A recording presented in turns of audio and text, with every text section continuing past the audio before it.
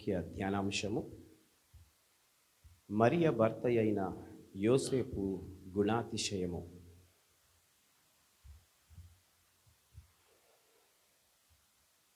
మన అంశము మరియ భర్త అయిన యోసేపు గుణాతిశయము. దేవునికి మహిమ కలుగునుగాక. డిసెంబర్ నెలలో అడుగు పెట్టేసరికి అందరికి ఒకలాంటి ఉత్సాహం, సంతోషం, ఆనందము కలుగుతూ ఉంటుంది. ఎప్పుడు క్రిస్మస్ పండుగ వస్తుందా, ఎప్పుడు మేము పాటలు పాడతామా, ఎప్పుడు మేము డ్యాన్స్ ఆడతామా, ఎప్పుడు కొత్త బట్టలు కొంటామా, ఎప్పుడు స్టార్ పెడతామా కదండి.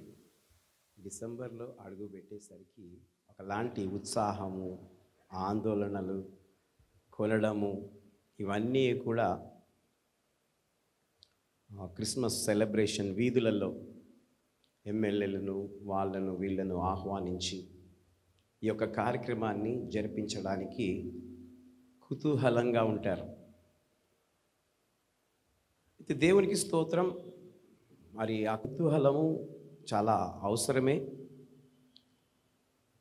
అయినప్పటికీ ఆ రోజుల్లో మరి ఏ విధంగా జరిగింది ఆ వాక్యాన్ని కూడా మనము వినడము చాలా ప్రాముఖ్యమైంది. అయితే ఇక్కడ మరియా భర్త అయిన యోసేపు గురించి కొన్ని నిమిషాలు మనము ధ్యానించుకుందాం. ఈ రోజున ఎఫ్తా పాస్టర్ ఏర్పాటు చేశాడు ఏంటంటే మెన్స్ క్రిస్మస్ అని చెప్తూ ఆ అంశం మీద మాట్లాడాలి అని అన్నాడు. మెన్స్ అంటే పురుషులు, మగవాళ్ళు. సరే, ఈ మగవాళ్ళ గురించి క్రిస్మస్ సందర్భంగా మాట్లాడాలంటే యవ్వనుడైన యోసేపు గురించి మాట్లాడాలి.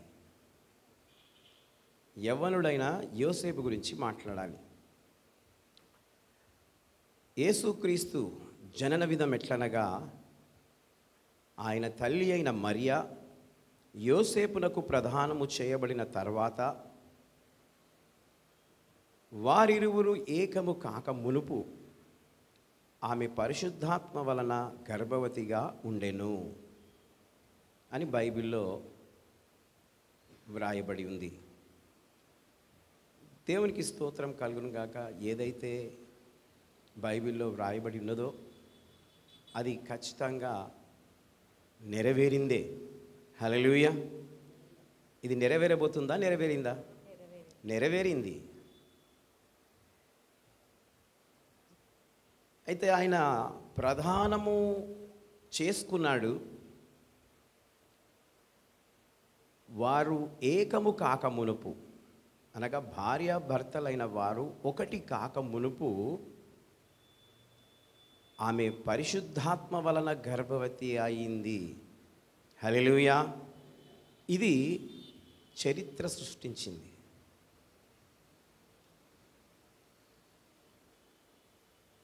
పెళ్ళి కాకముందు గర్భవతిగా అయినట్లు వాక్యము సెలవిస్తూ పరిశుద్ధాత్మ దేవుడు ఈ మాటలను రాయించాడు. నిజమే దేవుని బిడ్డలారా, ఆ పరిశుద్ధాత్మ దేవుడు మరియ యొక్క గర్భాన్ని వాడుకున్నాడు. ఆ దినాలలో ఈ యొక్క యవ్వన స్త్రీ అయిన మరియ ఎంత దేవునికి పరిశుద్ధంగా జీవించిందో దానిని బట్టి దేవుడు ఆమె గర్భాన్ని ఎన్నుకున్నాడు. దేవునికి స్తోత్రం. మరి ఆ రోజులలో వేరే స్త్రీలు లేరా? ఉన్నారు. కానీ ఈ మరియ లాంటి భయము భక్తి కలిగిన వారు, పరిశుద్ధంగా జీవించేవారు, ఎక్కువ దేవునితో హత్తుకునేవారు చాలా అరుదు, చాలా తక్కువ మంది. ఆ తక్కువ మందిలో ఏర్పాటు చేయబడిన ఈ యవన మరియనే యేసు ప్రభు వారికి తల్లి. హల్లెలూయా. కాబట్టి ఈ యవనుడు ఎలా జీవించాడో ఆయన విషయమై మనం ధ్యానించబోతున్నాం. మత్తయి సువార్త 1వ అధ్యాయం 19వ వచనం. Matthew 1st chapter 19th verse. ఆమె భర్త అయిన యోసేపు నీతిమంతుడై ఉండి ఆమెను అవమానపరచనొల్లక రహస్యముగా ఆమెను విడనాడ ఉద్దేశించెను. Praise the Lord. దేవుని బిడ్డలారా, వాక్యంలో ఆమె భర్త అయిన యోసేపు నీతిమంతుడై ఉండి ఆమెను అవమానపరచనొల్లక రహస్యముగా ఆమెను విడనాడ ఉద్దేశించెను. ఇక్కడ యోసేపులో ఉన్న గుణాన్ని మనము చూస్తూ ఉన్నాం. యోసేపు ఎలాంటి వాడని వాక్యంలో ఉంది? నీతిమంతుడు. ప్రియమైనటువంటి దేవుని సంగమ, వింటున్న దేవుని బిడ్డలారా, ఈ రోజుల్లో నీతిమంతులుగా జీవించడము చాలా కష్టం. నీతిమంతులుగా ఉండడము చాలా గొప్ప విషయం. ఆ రోజుల్లోనే మరి నీతిమంతుడుగా పేరు పొందాడు యోసేపు. దేవునికి స్తోత్రం కలుగును గాక. తనలో ఉన్న పరిశుద్ధత, తనలో ఉన్న మంచితనము, తనలో ఉన్న దేవుని యందు భయము, భక్తి చాలా గొప్పది. అందువలన మరియకు ప్రధానము చేయబడింది యోసేపుతో. ఈ క్రిస్మస్ పండుగ వచ్చిన వెంటనే ప్రతి ఒక్కరూ గుర్తుకు తెచ్చుకునేది మరియా యోసేపులను.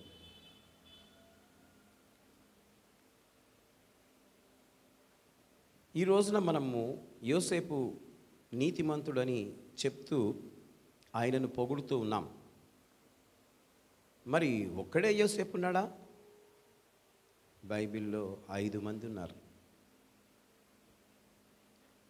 యోసేపు అనేవారు 5 మంది ఉన్నారు. దేవునికి స్తోత్రం కలుగును గాక. మరి అందులో ఒక వ్యక్తి అయిన యోసేపును మనం తీసుకుంటూ ధ్యానిస్తున్నాం. ఆమె భర్త అయిన యోసేపు నీతిమంతుడై ఉండి ఆమెను అవమానపరచనొల్లక రహస్యముగా ఆమెను విడనాడుద్దేశించెను. ఎందుకు నీతిమంతుడైన యోసేపు ఆలోచిస్తున్నాడంటే, దేవునికి స్తోత్రం, ఒక అమ్మాయి జీవితాన్ని బజారు పాలు చేయకుండా నీతిమంతుని యొక్క గుణము ఈ విధంగా ఉండాలి. అవమానము చేయకుండా ఆ అమ్మాయిని ఆయన కాపాడుతున్నాడు. హల్లెలూయా. మగవానికి నిందొచ్చినా వాడు తట్టుకోగలడు, కానీ ఆడామెకు నిందొస్తే ఆమెకు పెళ్ళి అవుతుందా? కనుక దేవునికి స్తోత్రం, దేవుని బిడ్డలారా, ఆమెను అవమానపరచనొల్లక ఏం చేశాడట? మనసు మార్చుకున్నాడు. హల్లెలూయా. ఇది మనిషికి రావాల్సిన ఉండే గుణం. యోసేపు ఆమెను అవమానపరచనొల్లక రహస్యముగా ఆమెను విడనాడుద్దేశించెను. దేవునికి స్తోత్రం.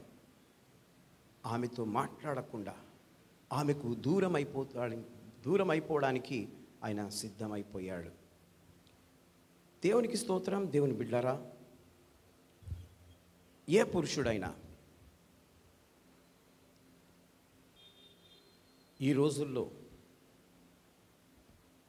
అక్కతో మాట్లాడినా ప్రాబ్లమే ఉంది, చెల్లెతో మాట్లాడినా ప్రాబ్లమే ఉంది, అక్కను బండి మీద ఎక్కించుకొని పోయినా ప్రాబ్లమే ఉంది, చెల్లను బండి మీద ఎక్కించుకొని పోయినా ప్రాబ్లమే ఉంది.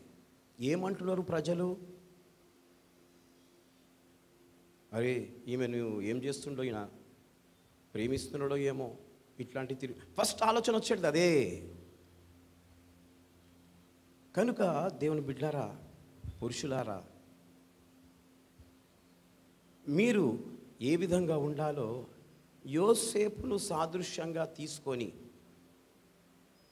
మన పరిశుద్ధతను మనము కాపాడుకోవాలని దేవుడు మనల్ని ఉద్దేశించి మాట్లాడుతూ ఉన్నాడు. నీకు పెళ్ళి కావాలా? దేవునికి అప్పచెప్పు. నీ పరిశుద్ధతను నీవు కాపాడుకో. నీ తల్లిదండ్రులకు అవమానాన్ని, చెడ్డ పేరును తీసుకురాకుండా యవనుడవైన నీవు జాగ్రత్తగా ఉండు. అందుకే యోసేపు ఆయన ఎలాంటి వాడంట? నీతిమంతుడు, దేవుని యందు భయము భక్తి కలిగిన వాడు. ఏ చెడ్డ పేరు తన మీదికి వచ్చేటట్లు చూసుకోలేదు. హల్లెలూయా. అందుకే రహస్యముగా ఆమెను విడిచిపెట్టాలని ఆలోచన చేస్తూ ఉన్నాడు. కనుక దేవునికి స్తోత్రం. దేవుడు ఆయనని ఉద్దేశించి ఈ మాటలు మాట్లాడుతూ మేల్కొలుపుతూ ఉన్నాడు. అనగా మొట్టమొదటిది, మనము యోసేపులో ఉన్న గుణాన్ని చూస్తున్నాం. ఈ రోజున నీతిమంతుడవుగా నీవున్నావా? నీతిమంతురాలవుగా నీవున్నావా? దేవుడు ప్రశ్నిస్తూ ఉన్నాడు. మెన్స్ క్రిస్మస్ డే కాబట్టి ఇది పురుషులకు వర్తిస్తూ ఉంటుంది. పురుషులారా, మీరు నీతిమంతులుగా ఉంటున్నారా యోసేపు వలె? ఒకవేళ ఉండనట్లయితే ఈ రోజున ఒకసారి నీవు ప్రశ్నించుకో. నేనేమైనా తప్పు చేస్తూ ఉన్నానా? నేనేమైనా వంకర మార్గంలో తిరుగుతూ ఉన్నానా? వంకర పనులు నేనేమైనా చేస్తూ ఉన్నానా? నీకు విరుద్ధంగా నేను నడుస్తున్నానా? ఎవరికండి? మాకు కాదు, దేవునికి. కనుక నీతిమంతులుగా ఉండాలని దేవుడు ఈ రోజున కోరుతూ ఉన్నాడు. మొదటిది నీతిమంతుడైన యోసేపు. రెండవది మత్తయి సువార్త 1వ అధ్యాయం 24వ వచనం. Matthew 1st chapter 24th verse. యోసేపు నిద్ర మేల్కొని ప్రభుదూత తనకు ఆజ్ఞాపించిన ప్రకారము చేసి తన భార్యను చేర్చుకొని. Praise the Lord. యోసేపు నిద్ర మేల్కొని తన మనసులో ఏమనుకున్నాడండి? మొదట విడిచిపెట్టాలి అని అనుకున్నాడు. రెండవదిగా యోసేపు నిద్ర మేల్కొని పడుకున్నాడు. నిద్ర మేల్కున్నాడు. అప్పుడు ప్రభువు దూత అతనికి కనబడుతూ ఉంది. హల్లెలూయా. ప్రభువు దూత అతనికి కనబడుతుంది. తన హృదయము ఎంత బాగున్నదో, దేవుని దగ్గర క్షమాపణ కోరిందో, దేవుని దగ్గర తన ఆత్మ ఒప్పుకున్నదో, అప్పుడు ఎవరు మాట్లాడతారండి? దూత. హల్లెలూయా. దేవుని దూత మాట్లాడుతూ ఉంది. ఆ దూత ఎవరు? దేవుని సేవకుడు. ఆ దూత మాట్లాడుతూ ఉంది. ఏమని మాట్లాడుతుంది? ప్రభువు దూత తనకు ఆజ్ఞాపించిన ప్రకారము చేసి తన భార్యను చేర్చుకొనెను. ఎందుకు? ఆమె ఆల్రెడీ తనతో ఎంగేజ్మెంట్ అయింది కాబట్టి, ప్రధానము నలుగురిలో చేయబడింది కాబట్టి, ఆమెను తిరిగి చేర్చుకున్నాడు. ఎవరి మాట ప్రకారము? దేవుని దూత మాట ప్రకారం. హల్లెలూయా. దేవుని దూత మాట ప్రకారము తనను చేర్చుకున్నట్లుగా చూస్తున్నాం.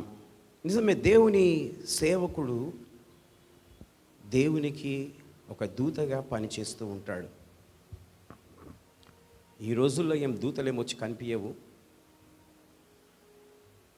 కనిపించే దూత పాస్టర్, కనిపించే దూత పాస్టర్ గారు. పాస్టర్ గారు ఆజ్ఞాపిస్తుంటారు, హెచ్చరిస్తుంటారు, ఖండిస్తూ ఉంటారు, తప్పు చేస్తే సరిదిద్దుతూ ఉంటాడు. కాబట్టి ఆ దూత యోసేపుతో మాట్లాడుతుంది.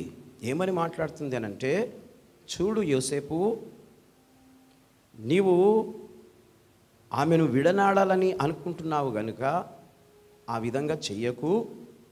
ఎందుకంటే ప్రదానం చేయబడింది గనుక నీవు ఆమెను చేర్చుకో. ఎందుకంటే ఆమె జీవితాన్ని నీవు పాడు చేసిన వాడవవుతావు కనుక నీవు చేర్చుకో అని దేవుని దూత యోసేపుతో మాట్లాడుతూ ఉంది. దేవునికి మహిమ కలుగును గాక. దేవుడు కొన్నిసార్లు మాట్లాడుతూ దేవుని సేవకునితో సరిదిద్దుతూ ఉంటాడు. కనుక దేవుని బిడ్డలారా,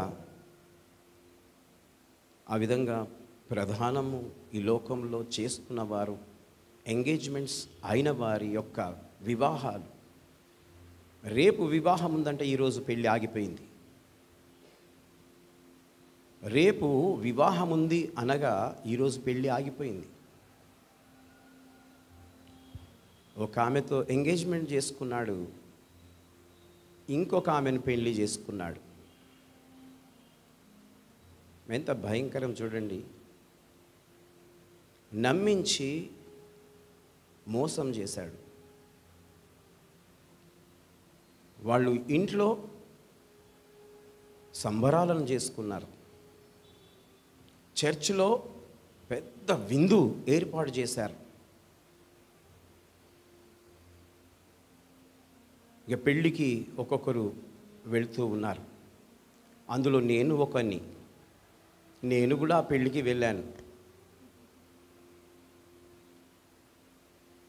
ఇక్కడ ఎదురుగా వాళ్ళ నాన్నగారు కూర్చున్నారు.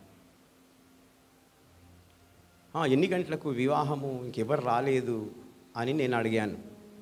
అడిగితే ఆయన అన్నాడు, పెళ్ళి స్టాప్, పెళ్ళి జరగడం లేదు అయ్యగారు అని అన్నాడు. ఎందుకు, ఏమైంది అని అన్నాను. ఆ అమ్మాయి వేరే ఆయనను పెళ్ళి చేసుకోవడానికి వెళ్ళిపోయింది అని అన్నాడు. పిల్లగాడు ఏం చేస్తున్నాడు అని అన్నా. పిల్లగాడు విషం దాగానికి రెడీ అయిపోయిండు. ఎందుకు, ఎంగేజ్మెంట్ అయిన తర్వాత చాలా గ్యాప్ అయింది కదా.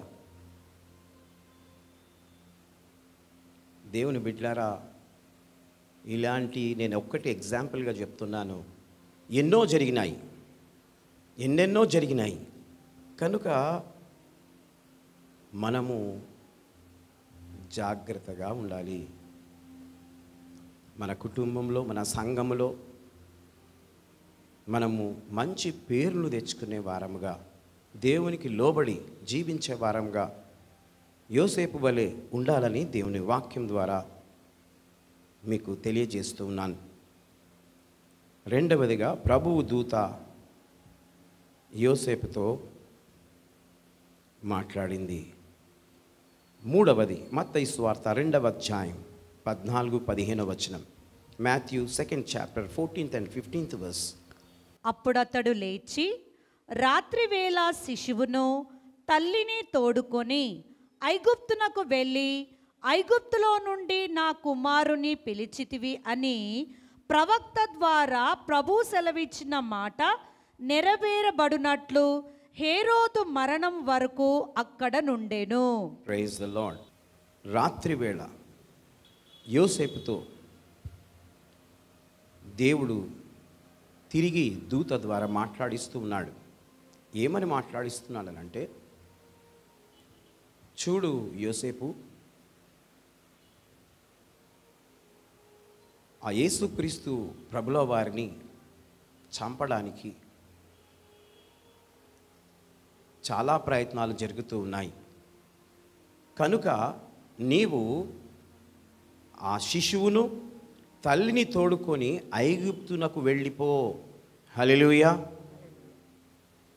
ఎందుకండి ఆ విధంగా దూత మాట్లాడుతూ ఉంది? అంటే ఉంటే ఏమవుతుంది? దేవుడు రక్షించవచ్చు కదా, కాపాడొచ్చు కదా. చాలామంది అదే అనుకుంటూ ఉంటారు. ఏమైంది, భయమవుతుందా అని మాట్లాడతారు. దేవునికి స్తోత్రం, భయం కాదు. కానీ ఏది ఏ విధంగా జరగాలో అదే ప్రకారము జరుగుతూ ఉంటుంది. కనుక ఆ మట్టుకు అది ఆ విధంగా జరగనివ్వాలి. ఆ విధంగా జరిగింది కాబట్టి మనం ఇప్పుడు చెప్పుకోగలుగుతున్నాం. అంటే మనము కూడా కొన్ని సందర్భాల్లో అక్కడ అపాయము సంభవించబోతుంది, నీకు కీడు జరగబోతుంది అన్నప్పుడు అక్కడికి వెళ్ళి ఏం చేయాలి? నీవు తప్పుకోవాలి, అక్కడి నుంచి వెళ్ళిపోవాలి. ఇక్కడ శిష్యువు అయిన యేసుక్రీస్తు ప్రభుల వారు తల్లిని తీసుకొని ఆయన వెళ్ళిపోతున్నాడు ఐగుప్తు దేశానికి. ఇజ్రాయిల్ దేశంలో నుండి, బెత్లెహేము నుండి తను వెళ్ళిపోతున్నాడు. ఎక్కడ జరిగింది జన్మ? బెత్లెహేములో.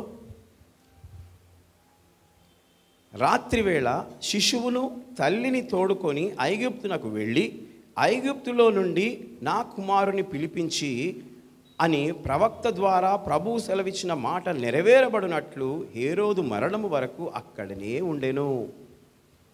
ఐగుప్తు దేశంలో యేసు ప్రభువు వారు పెంచబడుతూ ఉన్నారు.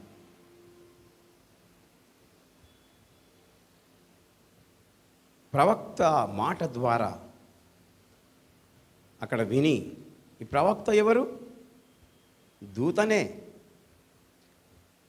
దైవజనుడు కానీ, పాస్టర్ కానీ, ప్రవక్త కానీ వీళ్ళందరూ దేవుని దూతలే. హల్లెలూయా. ఆయా సమయాలలో దేవుడు వారిని వాడుకున్నాడు. కాబట్టి అక్కడి నుండి తీసుకొని వెళ్ళాడు. ఎందుకు? హేరోదు మరణమయ్యేంత వరకు తాను అక్కడ ఉండాలని చెప్తున్నాడు. హేరోదే ఒక శాసనాన్ని తీసుకొచ్చాడు. ఏంటి ఆ శాసనం అంటే, యేసుప్రభుల వారు జన్మించారు, బెత్లెహేములో ఉన్నారు, ఆ నక్షత్రాన్ని చూశారు, చూసి జ్ఞానులు వచ్చారు, బంగారము సాంబ్రాణి బోలమును తీసుకొని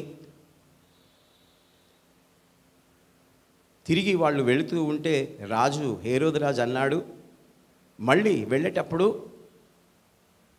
యేసుప్రభు ఏ ప్రాంతంలో ఉన్నాడో నాకు తెలియజేసి వెళ్ళండి అని చెప్పినప్పుడు వాళ్ళు దేవుడు దూత ద్వారా జ్ఞానులతో మాట్లాడి వారి యొక్క రూట్ని మార్చేశాడు, వాళ్ళని వెళ్ళిపోమన్నాడు. అప్పుడు హేరోదు రాజుకు చాలా కోపం వచ్చేసి 2 సంవత్సరాల లోపు ఉన్న మగపిల్లలను మాత్రమే చంపేయాలని చెబుతాడు. గనుక హేరోదుకు తిరిగి మరియకు యోసేపులకు కలిగిన ఆ యొక్క శిష్యుడైన యేసు, బాలుడైన యేసు కనిపిస్తే ప్రమాదం అని చెప్పి తాను మరణించే వరకు ఆ యొక్క బెత్లెహేముకు రాజుగా ఉన్న హేరోదు అక్కడి నుండి ఐగుప్తు దేశానికి తీసుకువెళ్ళమని ప్రవక్త ద్వారా విన్న మాటలకు యోసేపు లోబడి ఆ శిష్యును తల్లి అయిన మరియను ఎప్పుడు తీసుకొని వెళ్ళాడు? రాత్రికి రాత్రే. లేదు రేపు పొద్దున పోతా అంటే ఈరోజు రాత్రే చంపేయచ్చు. కాబట్టి రాత్రికి రాత్రే మకాన్ మార్చేశాడు. హల్లెలూయా. తాను వెళ్ళిపోయినట్లుగా వాక్యంలో మనం చూడగలుగుతున్నాం. నిజమే దేవుని బిడ్డలారా. అనగా ఆ రాత్రిలో యోసేపు ఆ తల్లిని శిశువును తీసుకొని వెళుతున్నప్పుడు తనకెంత కష్టం వచ్చిందో. తనకు మరియకు జన్మనీయడానికి స్థలమే ఎవరివ్వలేదు. అందరూ హేట్ చేశారు, ఇవ్వమని చెప్పారు. ఎందుకొరకు? ఆమె పెళ్ళి కాకముందే జన్మనిచ్చింది కనుక, జన్మ యేసు ప్రభు కలగకముందు శ్రమలే, ఆయన కలిగిన తర్వాత శ్రమలే. ఆ రాత్రి ఆయన ఎంత కష్టపడ్డాడో ఒకసారి ఇమాజిన్ మనం చేసుకుంటే చాలా బాధాకరంగా ఉంటుంది. ఆ రాత్రి తనకు ఆ యొక్క గాడిద మీద తనను కూర్చునబెట్టుకొని తనను తీసుకొని వెళ్ళాడు. అప్పుడు గర్భము ధరించిన స్త్రీ, కనిన స్త్రీ ఎంత బాధగా ఉంటుందో అది కన్న స్త్రీలకు తెలుసు. అప్పటిదప్పుడు వాళ్ళు ప్రయాణం కూడా చేయరు. అయినా దేవునికి స్తోత్రం, ఆ శిశువులు మరి తల్లిని దాని మీద కూర్చునబెట్టుకొని ఆయన ఐగుప్తు దేశానికి తీసుకొని వెళ్ళినట్లుగా వాక్యంలో మనము చూడగలుగుతున్నాం. 4వది, 3వదిగా రాత్రి వేళ శిశువును తల్లిని తోడుకొని యోసేపు వెళ్ళెను. 4వదిగా లూకా సువార్త 2వ అధ్యాయం 41వ వచనం. Luke 2nd chapter 41 verse. పస్కా పండగప్పుడు ఆయన తల్లిదండ్రులు ఏటేటా యెరూషలేమునకు వెళ్ళుచుండువారు. ఆయన 12 వాడై ఉన్నప్పుడు ఆ పండగనాచరించుటకై వాడుక చొప్పున వారు యెరూషలేమునకు వెళ్ళిరి. Praise the Lord. దేవుని బిడ్డలారా, ఇక్కడ పస్కా పండుగ ఆయన తల్లిదండ్రులు ఏటేటా యెరూషలేమునకు వెళ్ళుచుండువారు అనగా ప్రతి సంవత్సరము వాళ్ళు యెరూషలేము దేవాలయానికి వెళుతూ ఉండేవారట. ఈ బెత్లెహేం ఎక్కడుంది? యెరూషలేములోనే ఉంది. వీళ్ళు ఎక్కడున్నారు? ఐగుప్తులో ఉన్నారు. సంవత్సరం అయింది, ఫ్యామిలీతో యోసేపు ఎక్కడికి వస్తున్నాడు? యెరూషలేము దేవాలయానికి వస్తున్నాడు, అనగా మందిరంలోనికి వస్తూ ఉన్నాడు. అందుకే కాబోలు క్రిస్మస్ పండుగ అప్పుడు మన దగ్గర పాతగా రక్షింపబడ్డ వారందరూ ఇక్కడ కలుసుకుంటారు. పాత వాళ్ళందరూ వచ్చేస్తారు. అమ్మో, మేము పుట్టిన సంఘం, మాకు బ్యాప్టిజం ఇచ్చిన సంఘం, మేము అక్కడికి ఖచ్చితంగా వెళ్ళాలి. ఎన్నో పెద్ద పెద్ద సంఘాలు ఉన్నా కూడా అక్కడికి వెళ్ళి ఇక్కడికి రావడం జరుగుతూ ఉంది. నిజమే, దేవునికి స్తోత్రం కలుగును గాక. ఆ విధంగా రావాలని వాక్యమే చెప్తుంది. యేసుప్రభు ఎక్కడ జన్మించాడు? బెత్లెహేం అనగా యెరూషలేం మందిరం.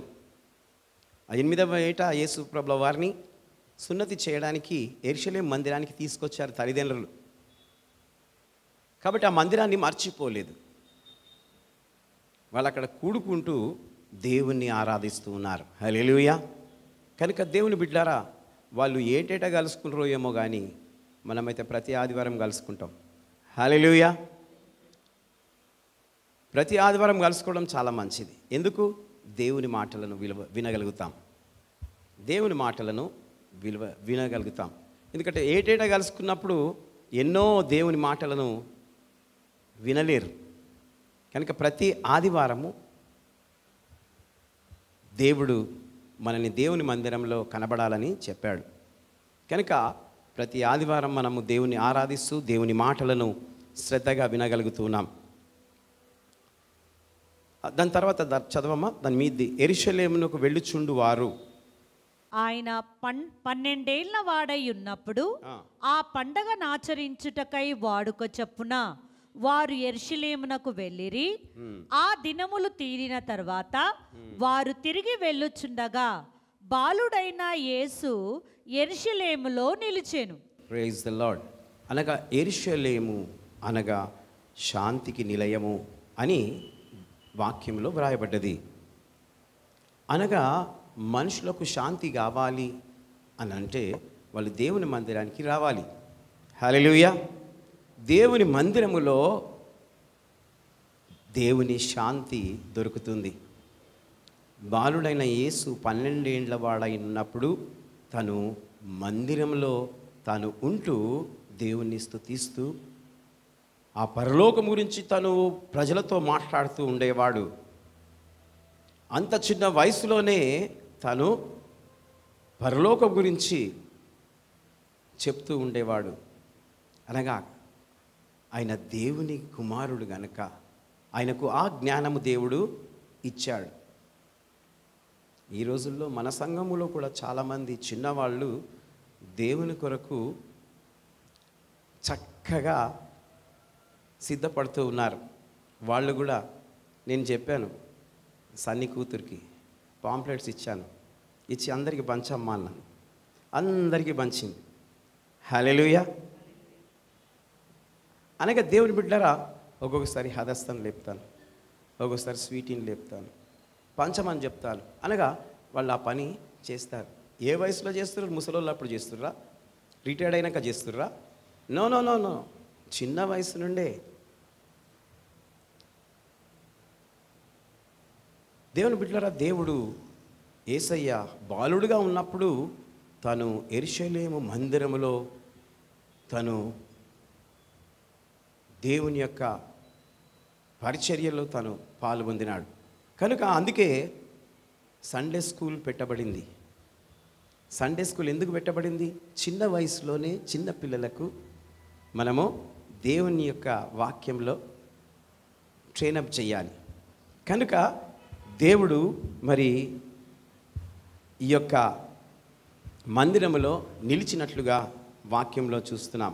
అనగా 4వదిగా ఏటేటా అనగా ఇయర్లీ సంవత్సరానికి ఒకసారి తను యెరూషలేము మందిరంలోనికి వచ్చినట్లుగా మనం వాక్యంలో మనము చూస్తూ ఉన్నాం, చూడగలుగుతూ ఉన్నాం. కనుక మనము కూడా ప్రతి ఆదివారము దేవుని మందిరానికి రావాలని దేవుని యొక్క వాక్యము సెలవిస్తూ ఉంది. అనగా యోసేపు ఆ మందిరానికి వాళ్ళను తీసుకొని వెళ్ళకపోతే వాళ్ళు ఎక్కడెక్కడో పోతూ ఉంటారు, పోయేవారు. ఇంటి యజమానుడు కరెక్ట్గా ఉంటే ఇల్లంతా సంతోషంగా ఉంటుంది. ఎన్ని కష్టాలు వచ్చినా నిలుస్తుంది, ఎన్ని తుఫాన్లు వచ్చినా నిలుస్తుంది. కాబట్టి మరి యజమానుడు మరి మందిరానికి తీసుకొని రావాలి. అప్పుడు అందట్లో మంచి పేరు తాను పొందుకోగలుగుతాడు. కనుక దేవునికి మహిమ కలుగునుగాక. దేవుని బిడ్డలారా, దేవుని వాక్యము మరి యవనస్తుడైన యోసేపు గురించి మాట్లాడుతూ ఈ మాటలన్నీ తెలుసుకుంటున్నాం. 5వదిగా మత్తయి సువార్త 3వ అధ్యాయం 10వ వచనం. ఇప్పుడే గొడ్డలి చెట్టు వేరున ఉంచబడి ఉన్నది గనక మంచి ఫలము ఫలింపని ప్రతి చెట్టును నరకబడి అగ్నిలో వేయబడును. Praise the lord. ఏంటి వాక్యము ఈ విధంగా మారిపోయింది? ఒకటేసారి గొడ్డలి పెట్టుమని అంటా ఉన్నాడు, చెట్టు వేరుకు. అనగా దేవుని బిడ్డలారా, మంచి ఫలము. యోసేపు అనగా ఫలించడి కొమ్మ అని అర్థం. ఇంకొక విధంగా కూడా అనుకోవచ్చు. యోసేపు అనగా దేవుడు వృద్ధి చేయువాడు. యోసేపు అనువారు 5 ఉన్నారని నేను చెప్పాను. ఒక వ్యక్తి యాకోబు కుమారుడైన యోసేపు అనగా పోయిన వారంలో మనము చూసుకున్నాం. తను ఏం చేయలేదు, పోతిఫర్ భార్య పాపము చేయమనంటే పారిపోయినాడు యోసేపు. 2వది మరియ భర్త అయిన యోసేపు. 3వది క్రీస్తు సహోదరులలో ఒకడైన యోసేపు. 3 అరిమత్తయి ఊరివాడైన యోసేపు. 5 బర్నబా అనబడిన యోసేపు. చూడండి, ఇక్కడ 5 చూసుకున్నాం. ఫస్ట్ వ్యక్తి యాకోబు కుమారుడైన యోసేపు. రెండవ వ్యక్తి మరియ భర్త అయిన యోసేపు, మూడవ వ్యక్తి క్రీస్తు సహోదరులలో ఒకడైన యోసేపు, నాలుగవ వ్యక్తి అరిమత్తై ఊరివాడైన యోసేపు, ఐదవ వ్యక్తి బర్నబా అనబడిన యోసేపు. యోసేపు అనగా దేవుడు వృద్ధి చేయువాడు లేక ఫలించడి కొమ్మ అని అర్థం. దేవుని బిడ్డలారా, ఈ యొక్క చెట్టు అనగా మనిషికి పోలుస్తూ ఉన్నాడు. చెట్టు మనిషికి పోలినవాడు. అతని గుణము ఎలా ఉండాలి అనంటే యోసేపులా ఉండాలి. మంచి ఫలాలు ఫలించాలి. మంచి ఫలాలు ఫలించాలి అనగా దేవుని స్తోత్రం, చెడ్డ ఫలాలు కూడా ఫలిస్తాయి. కొన్ని చెట్లు ఫలాలే ఇవ్వవు. కొన్ని చెట్లు ఫలాలే ఇవ్వవు.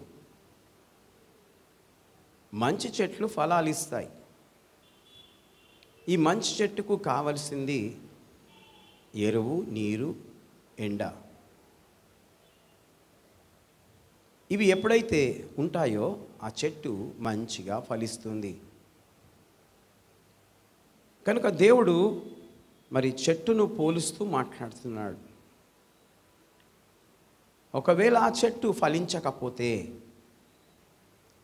ఆ చెట్టుకు ఎంత కావాలో అది తను తీసుకోకపోతే, అనగా ఆ చెట్టుకి ఏం కావాలి? వాక్యం. మనిషికి ఏం కావాలి? వాక్యం. ఈ వాక్యము సేవకుడు, పాస్టర్ గారు చెప్తూ ఉంటే సరిగ్గా వినకపోతే, పరిశుద్ధాత్ముని సహాయము ఒక మనిషి అడగకపోతే అతడు ఫలించలేడు, సువార్తను ప్రకటించలేడు. అప్పుడు వాక్యం అంటుంది, నరికేయి. ఆ చెట్టును ఏం చేయాలా? నరికేయాలా. ఒకరోజు సమయం ఇస్తాడు, రెండవ రోజు సమయం ఇస్తాడు, మూడవ రోజు సమయం ఇస్తాడు. బైబిల్లో ఆ తోటమాలి, అయ్యా 1 సంవత్సరం గడువివ్వు అని అన్నాడు. అయితే సంవత్సరము గడువిచ్చాడు. అయినా ఆ చెట్టు ఫలించలేదు. అప్పుడు ఏం చేయమన్నాడు యజమానుడు? నరికేయి.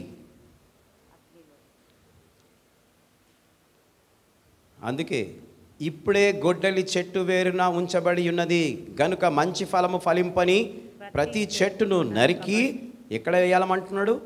అగ్నిలో పారవేయి. అగ్నిలో వేయబడును. నిజమే దేవుని బిడ్డలారా, మంచి ఫలము ఫలించకపోతే అది నరికి అగ్నిలో వేయబడుతుంది. మనుష్యుడు ఎన్నిసార్లు గద్దించినా చెప్పినా వినకపోతే దేవునికి అప్పచెప్పి వదిలేయాలి. ఆఖరిలో అతడు పడవలసిన స్థలం ఏంటండి? అగ్నిగుండం. అది ఇప్పుడే తెలియదు. ఎప్పుడు తెలుస్తుంది? అంతములో. అంతములో అది తెలుస్తుంది. అందుకే దానియేలు గ్రంథంలో చాలా చక్కగా రాయబడ్డది. ఇప్పటి వరకు చాప్టర్ చదువుకున్నాం. 4th chapter 11th and 12th verse, దానియేలు గ్రంథం 4వ అధ్యాయం 11, 12 వచనం. ఆ చెట్టు వృద్ధి పొంది బ్రహ్మాండమైనదాయెను. దాని పై కొమ్మలు ఆకాశము కంటునంత ఎత్తుగాను, దాని ఆకారము భూతలమంత విశాలముగాను ఉండెను.